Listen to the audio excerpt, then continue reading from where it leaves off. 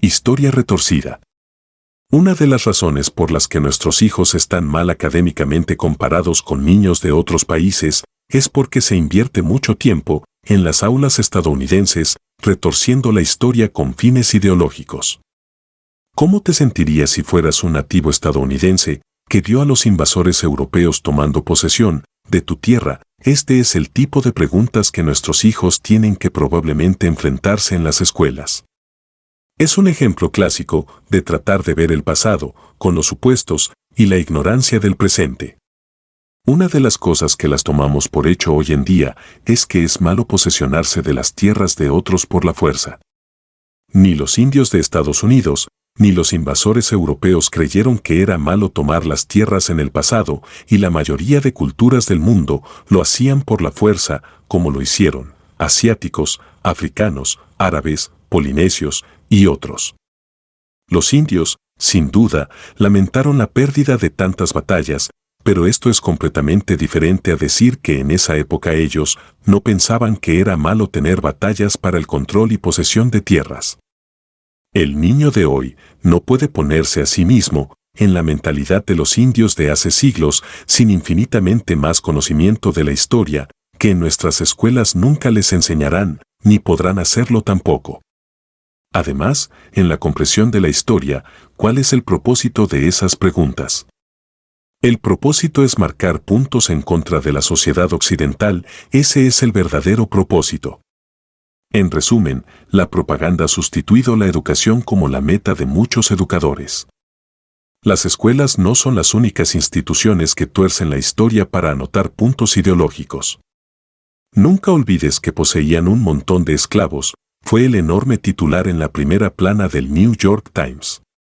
En la sección de la reseña del libro del 14 de diciembre del 2004 de la revista había una acusación muy explícita a George Washington y Thomas Jefferson. De todos los trágicos hechos acerca de la historia de la esclavitud, el más sorprendente para un estadounidense hoy es que, aunque la esclavitud era una institución en todo el mundo por miles de años, en ninguna parte del mundo era la esclavitud un tema controvertido antes del siglo XVIII.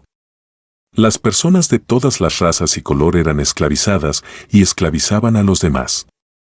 Los blancos seguían siendo comprados y comercializados en el Imperio Otomano, aún décadas después que fueran liberados los negros estadounidenses. Todo el mundo odiaba la idea de ser un esclavo, pero pocos no tenían ningún reparo en esclavizar a otros.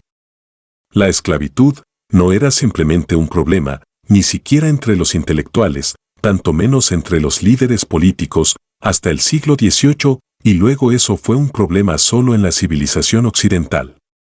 Entre los que se volvieron en contra de la esclavitud en el siglo XVIII fueron George Washington, Thomas Jefferson, Patrick Henry y otros líderes estadounidenses. Se podría investigar en el siglo XVIII en África o Asia o el Medio Oriente, sin encontrar ningún rechazo comparable de la esclavitud ahí, como lo era en la sociedad occidental, pero, ¿quién es señalado por esta crítica mordaz?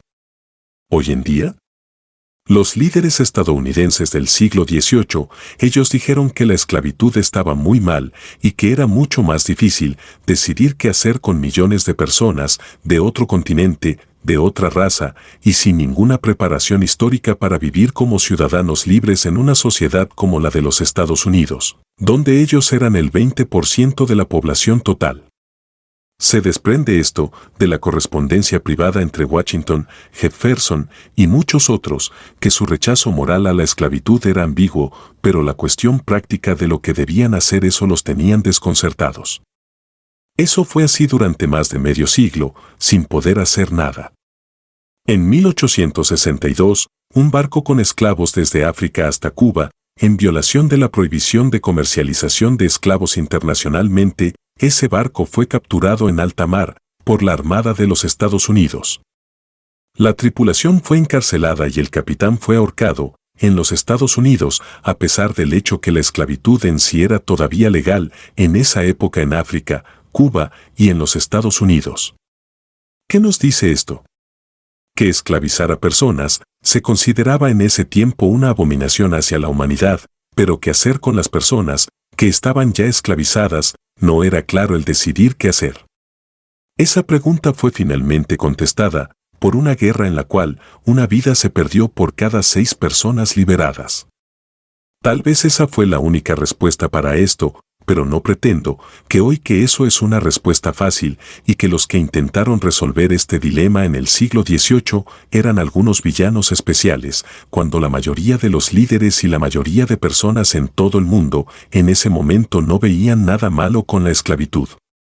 Por cierto, el tema de septiembre del 2004, The National Geographic publicó un artículo sobre que millones de personas siguen esclavizadas en todo el mundo en la época moderna, pero ¿dónde está la indignación moral acerca de esto, que todavía en el mundo hay personas esclavizadas?